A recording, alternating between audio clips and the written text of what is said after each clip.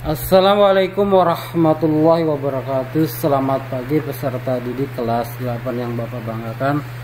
Bertemu kembali dengan Bapak dalam mata pelajaran ilmu pengetahuan alam. Seperti biasa, sebelum kita mulai pembelajaran kali ini, kita buka bersama-sama dengan membaca basmalah. Bismillahirrahmanirrahim.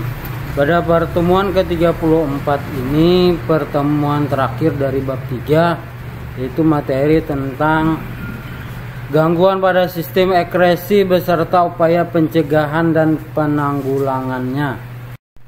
Tujuan pembelajarannya adalah peserta didik diharapkan mampu mengidentifikasi gangguan pada sistem ekskresi manusia beserta upaya pencegahan dan penanggulangannya. Gangguan pada sistem ekskresi beserta upaya pencegahan dan penanggulangannya. Peserta didik kelas 8 yang Bapak banggakan. Yang pertama, penyakit dan gangguan pada ginjal. Ya. Ginjal dapat mengalami penyakit maupun gangguan. Jenis penyakit maupun gangguan pada ginjal sebagai berikut. Yang pertama, yang A kecil, yaitu nefritis. Nefritis merupakan peradangan pada nefron karena infeksi bakteri Streptococcus. Nefritis dapat mengakibatkan seseorang menderita uremia dan odema. Uremia adalah terbawanya urin yang mengandung urea dan asam urat ke dalam aliran darah akibat adanya kebocoran pada salah satu saluran dalam nefron. Odema adalah penimbunan air di kaki karena reabsorpsi air itu terganggu. Adanya urea di dalam darah dapat menyebabkan penyerapan air terganggu. Selanjutnya air akan menumpuk di kaki atau organ tubuh yang lain. Penyakit nefritis dapat dicegah dengan menerapkan pola hidup sehat, misalnya minum banyak air putih, berolahraga secara rutin, menjaga kebersihan makanan dan minuman, serta memperbanyak konsumsi buah dan sayur. Adapun penyakit nefritis dapat ditanggulangi melalui cuci darah atau pencangkokan ginjal. Yang B, penyakit dan gangguan pada ginjal, yaitu batu ginjal. Peserta didik kelas 8 yang Bapak banggakan. Batu ginjal merupakan massa padat seperti batu yang terbentuk di sepanjang saluran kemih. Namun batu ini dapat terbentuk di dalam ginjal. Nah, proses pembentukan batu ini disebut dengan urolithiasis. Batu ginjal dapat terbentuk apabila urin mengalami jenuh garam-garaman. Batu gistal sekitar 80% terdiri atas kalsium oksalat dan sisanya berupa asam urat, sistin, dan mineral strofit. Ukuran batu ginjal bervariasi. Batu yang berukuran kecil tidak menimbulkan gejala. Sementara itu, batu di dalam kandung kemih bisa mengakibatkan nyeri di perut bagian bawah. Batu yang menyumbat ureter, pelvis ginjal, dan tubulus dapat mengakibatkan nyeri punggung. Batu juga bisa menyumbat saluran kemih sehingga urin akan menggenang. Urin tersebut dapat menjadi sarang bakteri dan dapat mengakibatkan infeksi saluran kemih. Jadi diingat ya. Nah, jika penyumbatan berlangsung lama, urin akan mengalir balik ke saluran di dalam ginjal. Keadaan ini mengakibatkan ginjal menggelembung sehingga dapat memicu kerusakan ginjal. Nah, terbentuknya batu ginjal dapat dicegah dengan beberapa cara, yaitu mengurangi atau membatasi konsumsi garam, minum cukup air putih setiap hari, dan tidak sering menahan buang air kecil.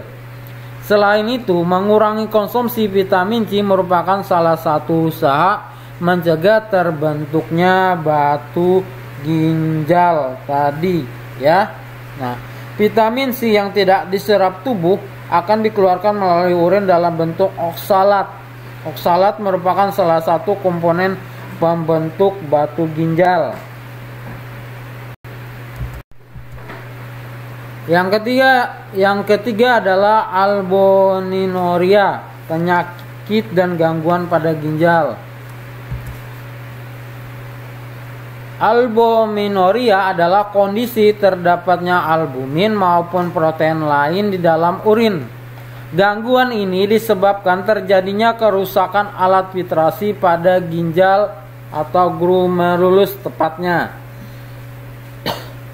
Albuminuria dapat terjadi karena pola hidup yang tidak sehat, misalnya kurang minum air putih serta terlalu banyak mengkonsumsi protein, kalsium, dan vitamin C. Upaya yang dapat dilakukan untuk mencegah albuminuria yaitu dengan membatasi konsumsi protein, minum banyak air putih, serta cukup mengkonsumsi buah-buahan dan sayuran. Adapun penanggulangan penyakit albuminuria selain menggunakan obat-obatan yang diresepkan oleh dokter, juga dapat dilakukan dengan menerapkan diet rendah protein agar ginjal tidak bekerja terlalu berat dalam menyaring darah. Yang kedua, penyakit dan gangguan pada kulit. Yang pertama adalah jerawat.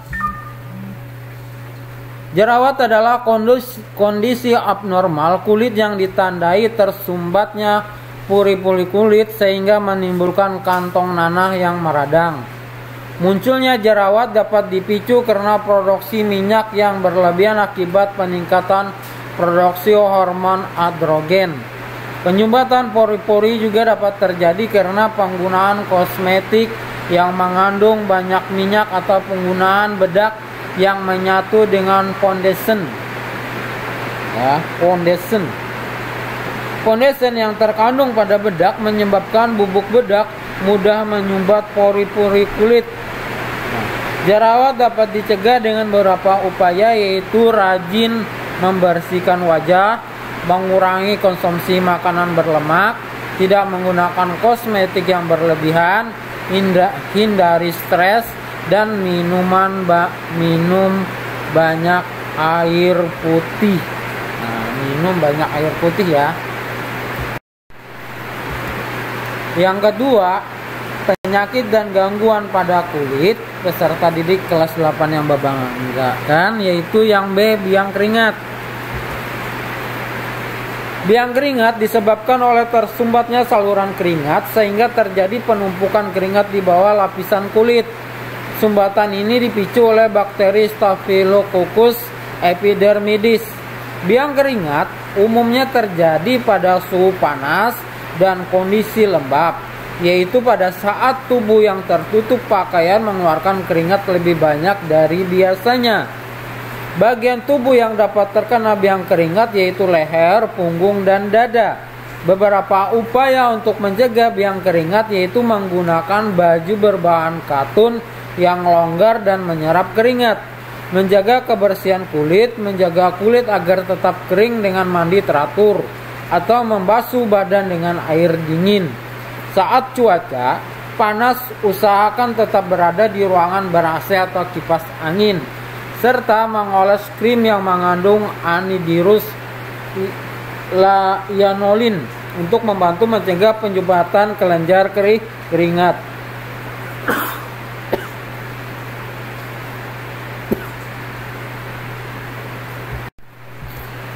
Serta di kelas 8 yang Bapak banggakan. Yang ketiga, penyakit dan gangguan pada paru-paru. Yang pertama atau A yaitu pneumonia. Pneumonia dapat disebabkan oleh bakteri, virus, jamur, atau parasit lain yang menyerang alveolus.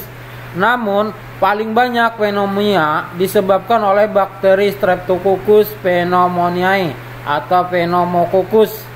Penyakit pneumonia dapat dicegah dengan menerapkan pola hidup sehat seperti tidak merokok, menjaga daya tahan tubuh dengan mengkonsumsi makanan bergizi seimbang, dan menggunakan masker jika berada di lingkungan yang udaranya tercemar. Selain itu, pencegahan juga dapat dilakukan dengan memberikan vaksinasi berupa AIB, bakteri Haemophilus influenza tipe B, dan PCV, pneumococcal conjugate vaccine. Nah, adapun penanggulangan pneumonia dapat dilakukan berdasarkan faktor penyebabnya. Ya, faktor penyebabnya tadi. Pneumonia yang disebabkan oleh bakteri akan diberikan antibiotik. Pneumonia yang disebabkan oleh virus akan diberikan pengobatan yang hampir sama dengan penderita flu, tetapi lebih ditekankan dengan istirahat yang cukup dan pemberian cairan yang cukup banyak serta gizi yang baik untuk membantu pemulihan daya tahan tubuh. Pneumonia yang disebabkan oleh jamur akan mendapatkan pengobatan dengan pemberian anti jamur. Peserta didik kelas 8 yang Bapak banggakan.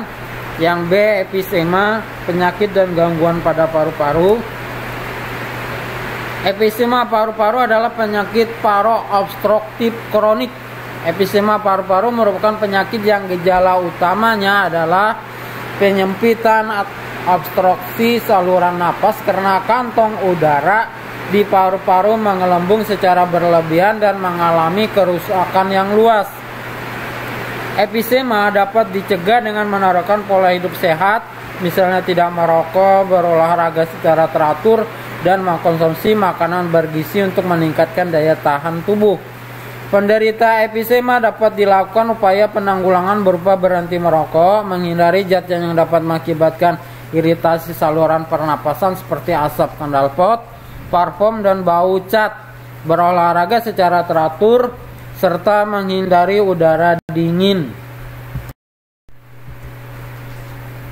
Yang keempat, penyakit dan gangguan pada hati.